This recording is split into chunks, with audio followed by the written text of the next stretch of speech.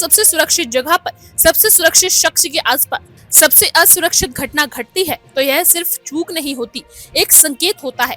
जब मीडिया उस संकेत को दबा दे तो समझिए दाल में कुछ नहीं, पूरी थाली में काला है।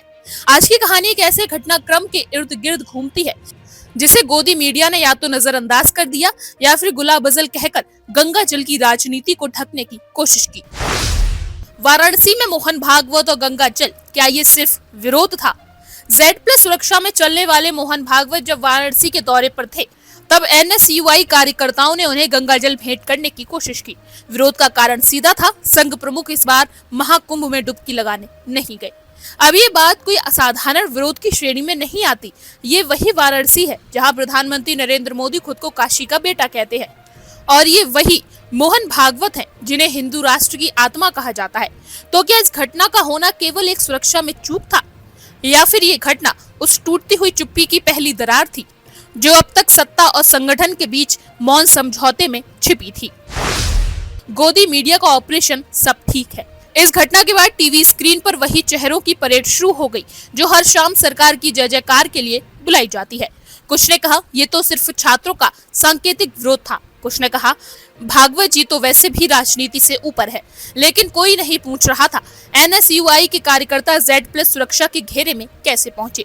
क्या वाराणसी जैसे अति संवेदनशील क्षेत्र में सिर्फ ऐसा चूक से हुआ? क्या प्रधानमंत्री के क्षेत्र में भागवत की सुरक्षा में चूक बिना किसी अंदरूनी जानकारी के संभव है? गोदी मीडिया का सबसे पसंदीदा वाक्य इस पूरे मामले पर रहा, RSS और बीजेपी के बीच कोई मतभेद नहीं है, और यही वाक्य सबसे बड़ा झूठ भी साबित हो रहा है। बीजेपी अध्यक्ष पद, पर्दे के पीछे की जंग। गोदी मीडिया इस समय एक और कहानी बेचने में लगी है कि अगला बीजेपी अध्यक्ष संघ और सरकार दोनों की सहमति से चुना जाएगा, लेकिन भीतर की बात कुछ और है। नितिन गडकरी जो पहले से पार्टी के संसदीय बोर्ड में थे, उन्हें पहले ही बाहर कर दिया गया। यह अभी नहीं हुआ बल्कि पहले ही हो चुका था, लेकिन अब मीडिया उसे ऐसे पेश कर रही है जैसे ये हालिया फैसला हो। असल में यह एक बहुत सोच समझकर उठाया गया कदम था, ताकि गडकरी जैसे संगठन से निकले नेता जो पीएमओ की चापलूसी में नहीं चलते, पार्टी की निर्णय प्रक्रिया से दूर रहें। वरिष्ठ पत्रकार की सूचना जो असल में संकेत है। हाल ही में एक वरिष्ठ पत्रकार जिन्हें मोदी लॉबी का बेहद करीबी माना जाता है ने एक वीडियो में दावा किया कि उन्हें पता है कि अगला बीजेपी अध्यक्ष कौन होगा, लेकिन वह नाम नहीं बताएंगे। उन्होंने यह भी कहा कि अगला अध्यक्ष संघ और सरकार की सहमति से होगा, लेकिन साथ ही वे इशारों में गडकरी पर तंज कसते दिखाई दिए। उनका व्यंग था, कुछ लोग थे जो खुद को बहुत योग्य समझते थे, लेकिन राजनीति में योग्यता नहीं स्वीकार्यता जरूरी होती है। अब ये लाइन किसके लिए थी इसका अंदाजा लगाना मुश्किल है।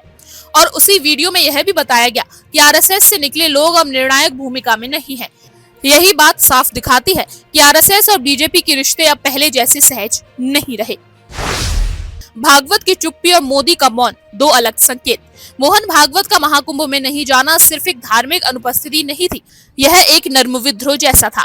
लेकिन संघ परंपरागत रूप से कुंभ जैसे आयोजनों को हिंदू पहचान का उत्सव मानता है। वहीं दूसरी तरफ नरेंद्र मोदी भी इस पूरे घटनाक्रम पर मौन है। गोदी मीडिया बनाम सोशल मीडिया, नैरेटिव की लड़ाई।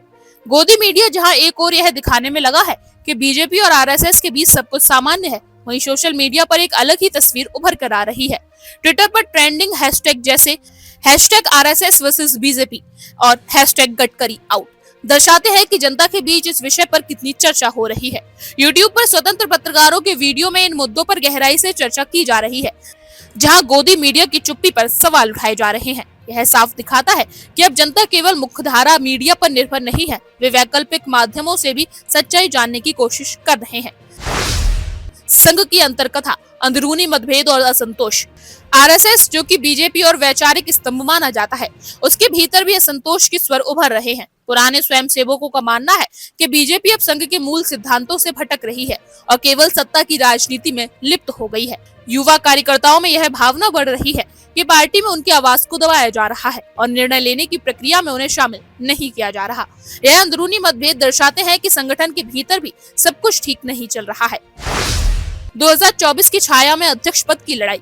2024 के आम चुनाव नजदीक हैं और ऐसे में बीजेपी अध्यक्ष पद को लेकर खींचातान तेज हो गई है। संघ चाहता है कि अध्यक्ष पद पर उनका कोई विश्वसनीय व्यक्ति बैठे जो संगठन के मूल्यों को आगे बढ़ा सके। वहीं मोदी और शाह की जोड़ी चाहती है कि अध्यक्ष ऐसा हो जो उनके एजेंडों को बिना किसी रुकावट के लागू कर सके। यह संघर्ष दर्शाता है कि आने वाले समय में पार्टी के भीतर सत्ता संतुलन को लेकर और भी उथल पुथल हो सकती है। पर्दे के पीछे की राजनीति का पर्दाफाश। जब गोदी मीडिया यह दिखाने की कोशिश करता है कि बीजेपी और आरएसएस के बीच सब कुछ सामान्य है, तो हमें सतर्क रहने की जरूरत है। वाराणसी में मोहन भागवत की सुरक्षा में चूक, नितिन गडकरी की संसदीय वोट से हटाए जाने की घटना और वरिष्ठ पत्रकारों के व्यंग्यात्मक टिप्पणियां, यह सब संदेश देते हैं कि पार्टी के भीतर गहरे मतभेद और सत्ता संघर्ष चल रहा है। हमें चाहिए कि मुख्य धारा मीडिया के नैरेटिव पर आंख मूंद कर विश्वास न करें, बल्कि वैकल्पिक माध्यमों से सच्चाई को समझने की कोशिश करें। सत्ता के गलियारों में जो खेल खेले जाते हैं वो अक्सर पर्दे के पीछे छिपे होते हैं। जरूरी है कि हम उन पर्दों को हटाएं और सच्चाई की रोशनी में देखें कि असल में क्या चल रहा है। सबसे हाई प्रोफाइल सुरक्षा व्यवस्था में जब एक छोटा सा गंगाजल का लोटा सेन लगा दे तो समझ लीजिए कि मामला साधारण नहीं है। बात हो रही है राष्ट्रीय स्वयंसेवक संघ के सरसंघ चालक मोहन भागवत की। वो व्यक्ति जिन्हें Z+ सुरक्षा मिली हुई है, जिनके चारों ओर कमांडो तैनात रहते हैं और जिनका एक एक कदम सुरक्षा घेरे में होता है। लेकिन इस बार कुछ ऐसा हुआ जो न केवल मोहन भागवत की सुरक्षा पर सवाल खड़े कर गया, बल्कि वाराणसी जैसे संवेदनशील और प्रतिष्ठित संसदीय सीट, नरेंद्र मोदी की सीट की सुरक्षा व्यवस्था को कटघरे में लाकर खड़ा कर दिया गया। घटना सीधी लगती है।